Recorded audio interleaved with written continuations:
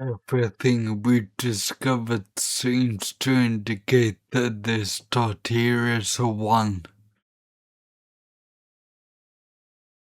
So if that's a 1, what does that make the others?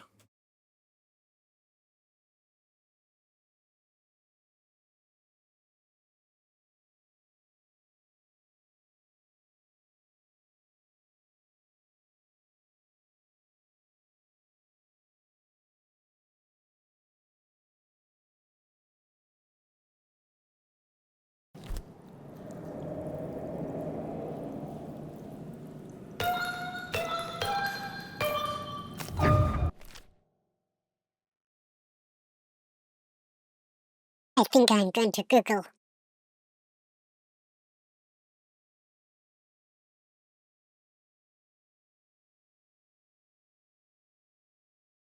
First result.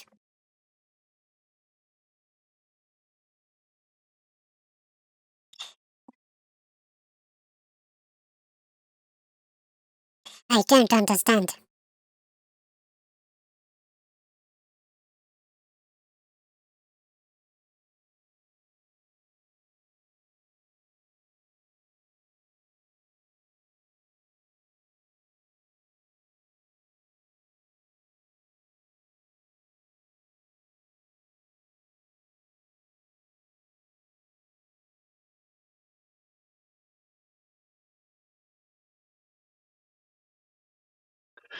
So the code is apparently 1, 4, 2, then 3.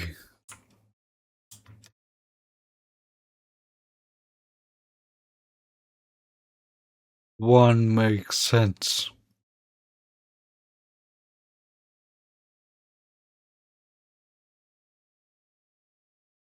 Oh, blast it.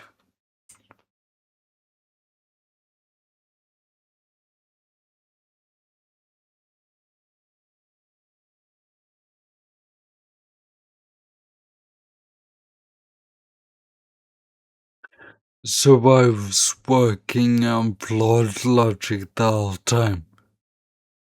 The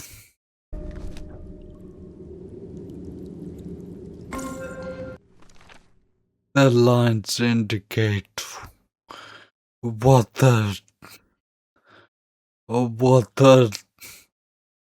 dot means.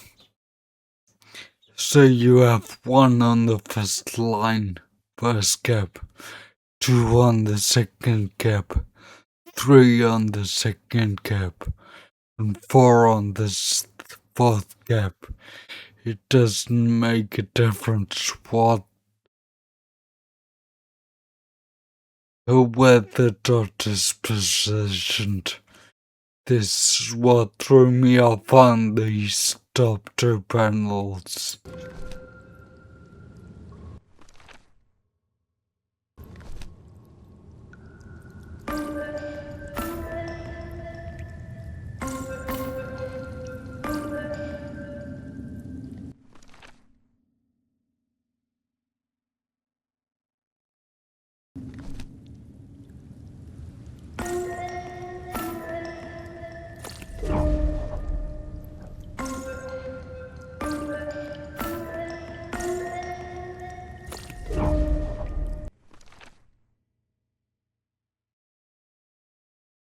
I am normally quite proud of doing puzzles myself,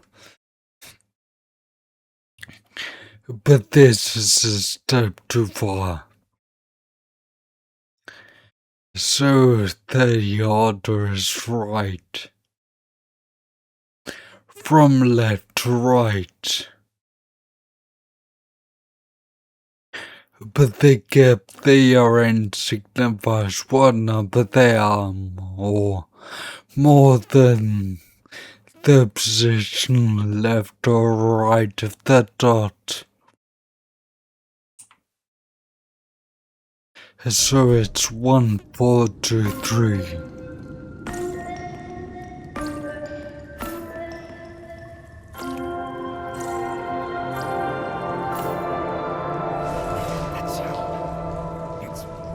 tower with black ooze.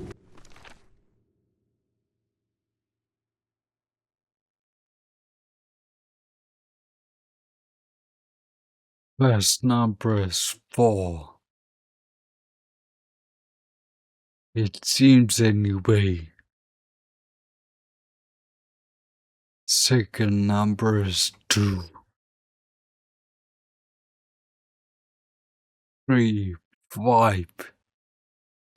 5, 3. Rather. 4, 2, 5, 3.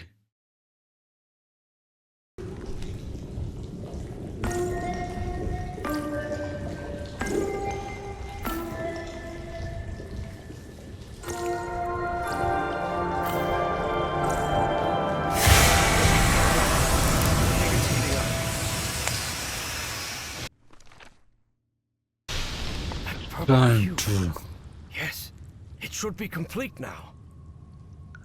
reverse the way that I was it.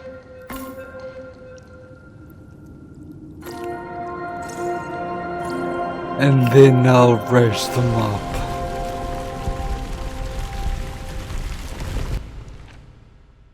Just checking the code.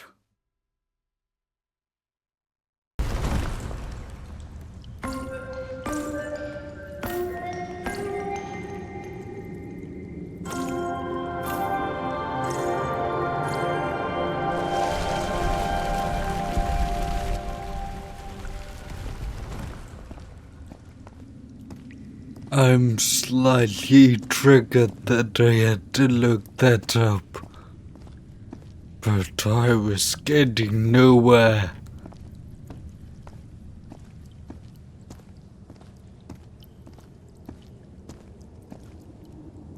Harry glanced uneasily at the freshly made black orb. He didn't like it one bit. All right. I think I've followed all the steps. Now I just need to send it to Evangeline. I hope she knows what to do with it.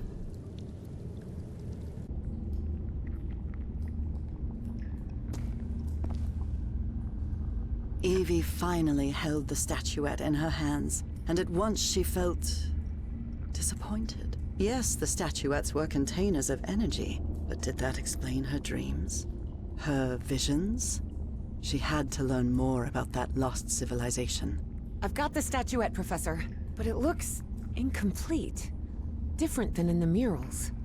The black orb should be lower.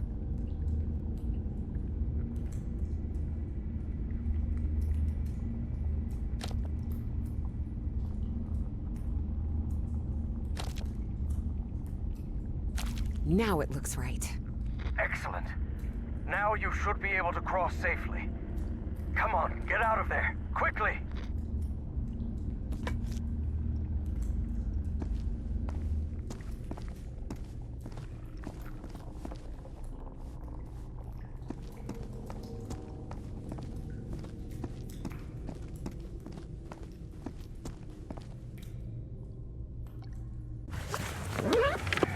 Slightly annoyed I had to look that up, but well.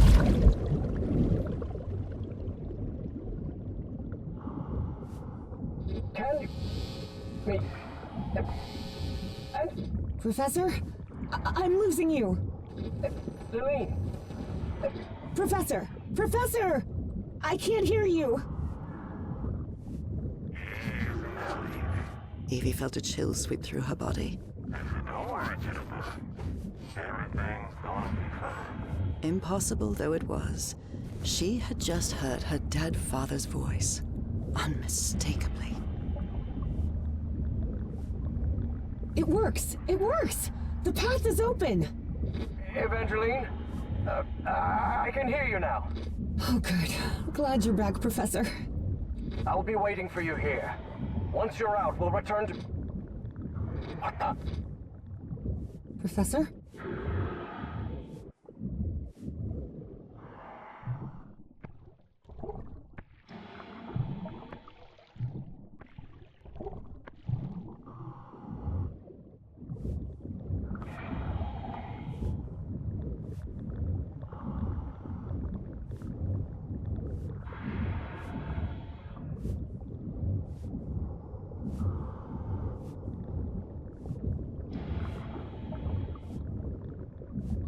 Evangeline, listen to me. There's someone else here. What do you mean, someone else? Stay down there until I tell you to... Professor? Professor! If Evie he's lingered in the been dark waters shot, of the cave, waiting for the professor's signal. A signal that never came. Even so, prudent as she was in waiting, her air supply wouldn't last forever. So when all the noise above finally ceased, she decided to come up. Professor! Professor, I finally have it! I have the statue. Well, this is interesting. You're going to have to come with us, Miss Drayton.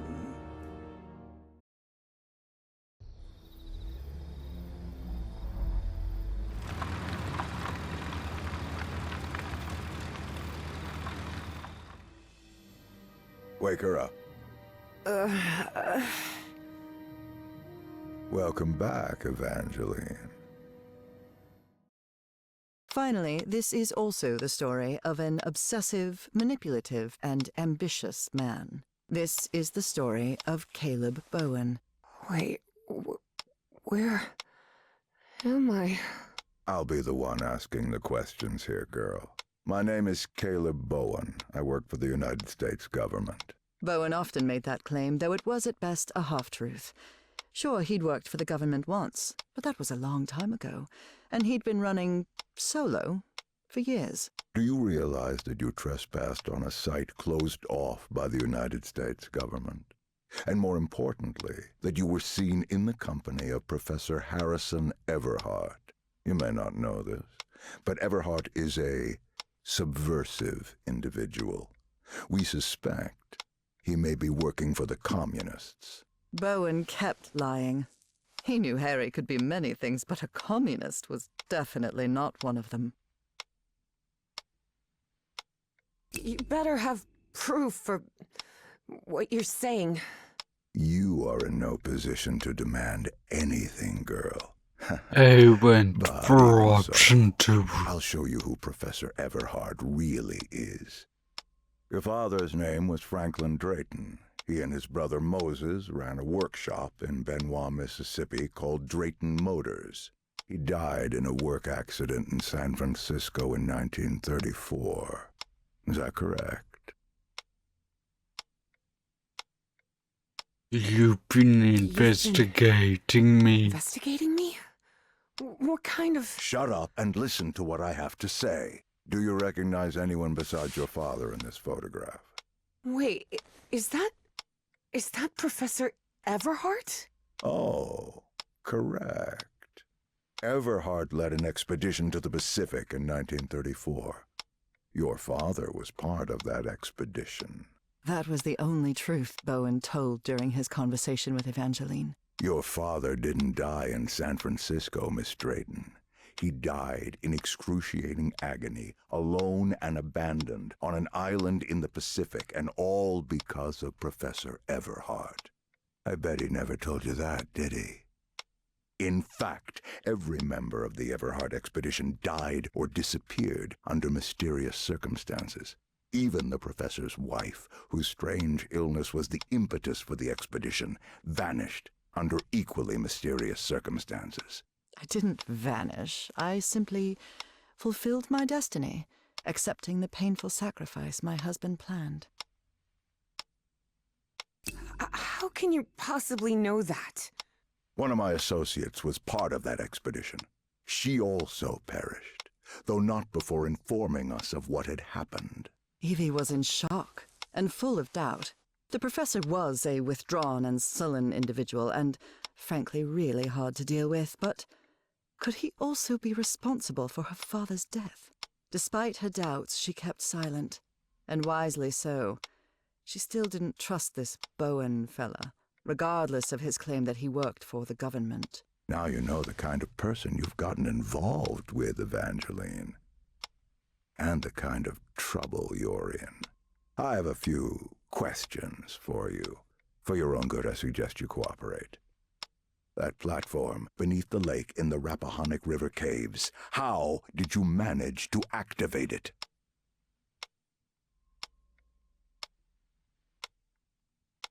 You want me to explain how to activate that platform? It's easy. Go on. You just have to stop being a dim-witted weasel. Don't test my patience, little girl. You don't know what I'm capable of. Don't listen to her, Pharaoh.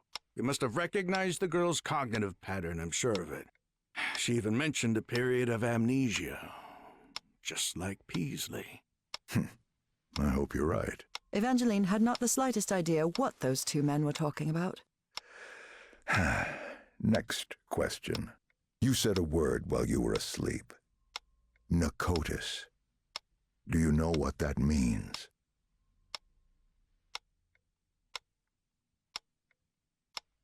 I don't know. It's just a word that appears in my dreams. What dreams are you talking about? My recurring dreams. I see a civilization in ruins that... Evie stopped dead in her tracks again. Maybe she said too much. She didn't know if she could really trust this man. Final question. Have you heard of someone named Dr. West?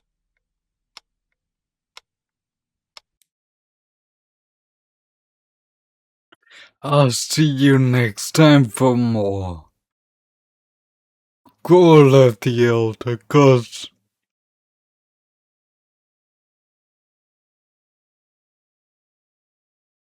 As I have said repeatedly, I am slightly irritated that I even had to